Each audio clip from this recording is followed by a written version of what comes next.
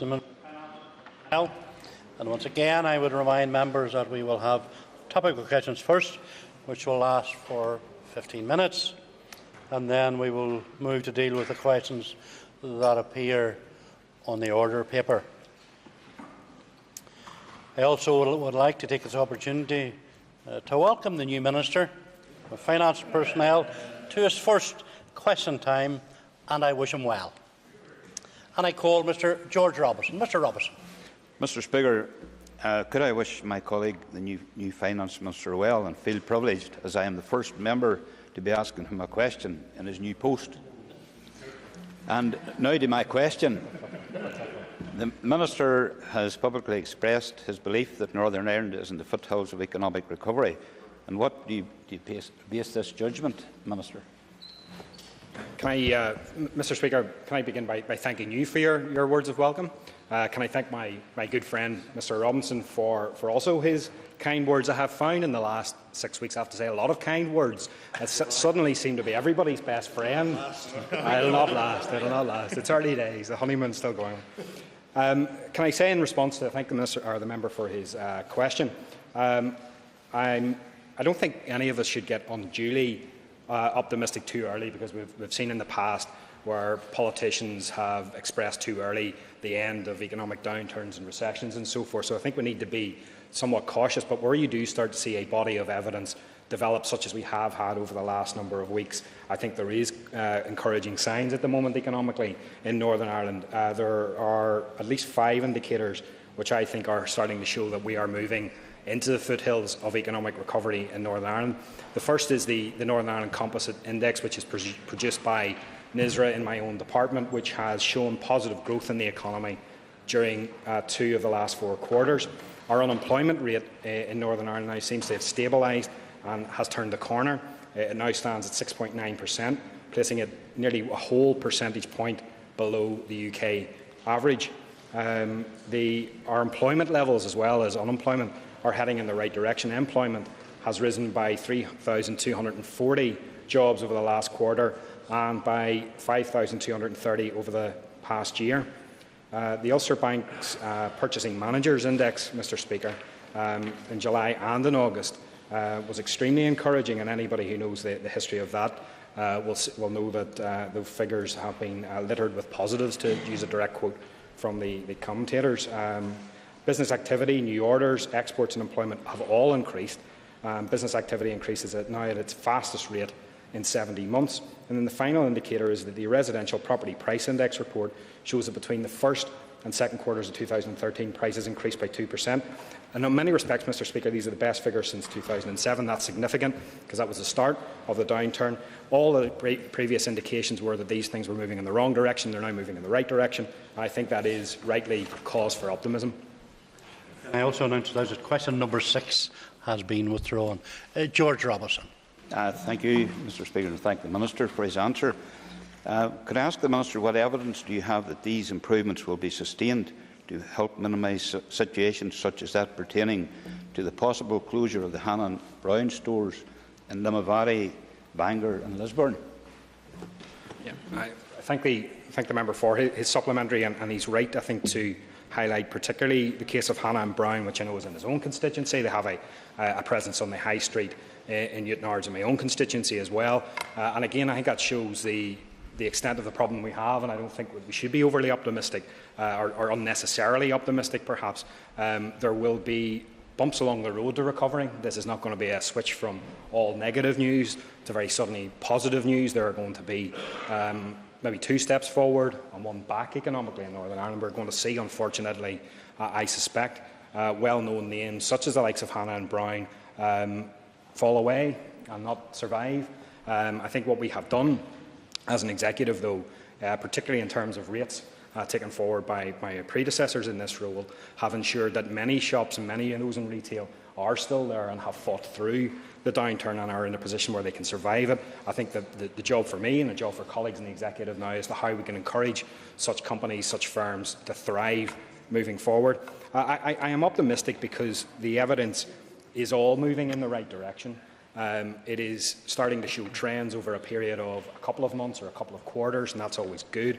And I think that the the growth in some of our key markets. We're seeing growth in the UK economy as a whole. We're seeing growth in the Irish economy. We're seeing growth in the Eurozone economy. And given how dependent we have been in the past on exporting goods from Northern Ireland to those markets, the fact that they are all showing positive signs, I think, is an encouragement that the indicators that we've seen over the last number of weeks are here to stay, and that does give me the optimism that I have expressed previously.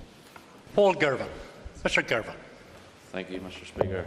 And I too would like to congratulate the Minister on taking the post, and hope it isn't a bumpy road for him. Minister, you'd be aware of the sense of injustice felt by the staff employed by the PSNI and some by DOJ, who are not entitled to access to the equal pay settlement. And I was just wondering, Minister, have you given any consideration to this, and just since you've taken up post? I thank the member, Deputy Speaker, or Mr. Speaker, for his question.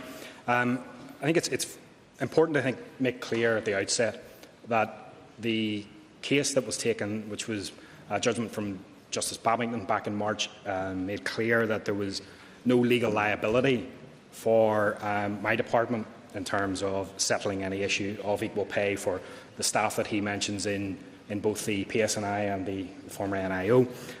Although there is, some would argue, and I would have incredible sympathy for the strong moral case and the strength of feeling that there is across many who are literally sitting beside some who did access doing essentially the same work, who were able to access the equal pay settlement, and they themselves weren't to.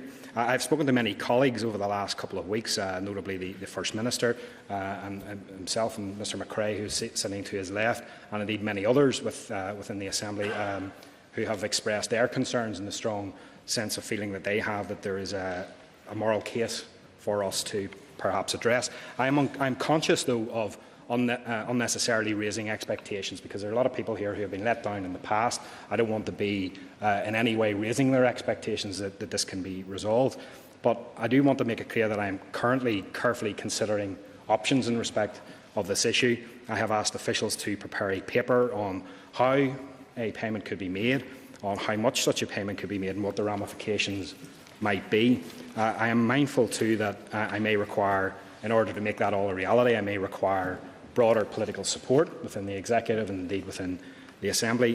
There are issues and there are challenges with this, but I am carefully considering the matter, and I hope that what I've said today might give some comfort, Mr Speaker, to those in the PSNI and the NIO that their case is being taken seriously. Thank the Minister for his answer, and appreciate that there is a moral issue, and I believe that we should be addressing that. The Minister has mentioned the possible need for broader political support.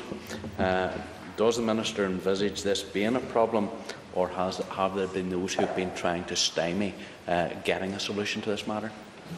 Well, thank the member for his supplementary. I hope that there won't be difficulties if required. I think it will be required to get broader political support. And the reason I don't think that there will be difficulties, Mr Speaker, is because of the sheer volume of representations that I have received, not just from members of our public service who themselves are directly affected, but also by political representatives from this chamber and indeed in other democratic institutions. The Committee for Finance and Personnel has taken a keen interest in this issue, and I think in the past made it clear that some way should be found to resolve this issue, and obviously that committee has a broad political representation from this House, and there was Assembly support in broad principles for a resolution of it from a motion that was brought forward by Mr McRae, I think back in June of this year, and that was roundly endorsed by members from all sides. So in that respect, I hope that is followed through at a later stage. If I require, if I am able to do this, if there is the money to do it, and I require political support, then I hope that stands us in good stead. But I do want to reiterate, Mr Speaker, that I don't want to unnecessarily raise expectations other than to say that the issue is being carefully considered.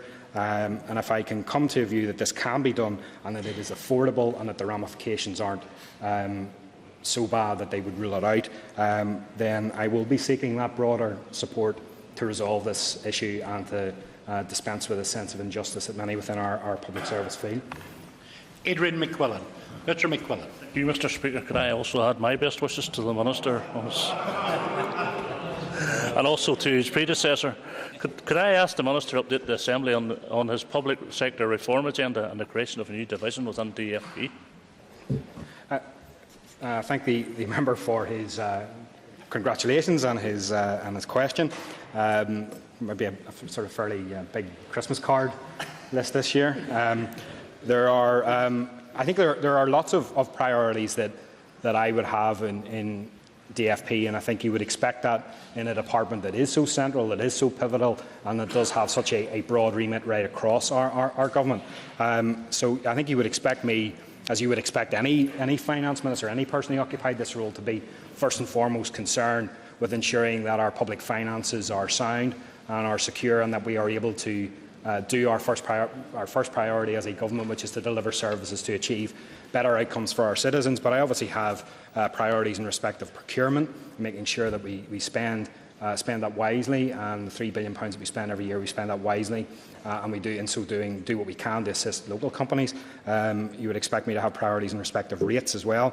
But to that list, I have added public sector reform, and the reason I have done that is because I believe that the public sector, or the public expenditure situation in Northern Ireland, is challenging, remains challenging. It hasn't perhaps been as challenging as it has been for some across the water, principally in local government. But there is less spending moving forward. There's less spending overall. There will be less resource expenditure, which will put pressure on some of our key services. And then if you add into that the rising public expectations of what we in Stormont, what we in government can do and should deliver for them, then that poses an immense challenge for all of us moving forward. Government needs to transform, needs to change, needs to be innovative, is the conclusion that I have come to. To assist me in achieving that objective, I have, as a member alluded to, created a new public sector reform division within the department. It will be headed up by Colin Sullivan, who has been appointed in the last week or so. And in the weeks ahead, he and I will start to work up a work programme which will look at how can we drive innovation across the public sector, how can we make better use of technology, how can we collaborate across different departments to resolve outstanding problems, how can we spend a lot more on prevention, and how can we ensure excellence right across the board. It is a big task, Mr Speaker, but it is one, given the circumstances that we are in, that has to be embraced. Adrian McQuillan. Mr. McQuillan. Thanks, Speaker. Can I thank the Minister for his answer there? And during the course of his answer there, he mentioned the new division within the DFP. Who does he see the main players in that, or along with himself and the gentleman he mentioned? Well, I thank the member for a supplementary question. Well, obviously, I would take this is a priority that I have made.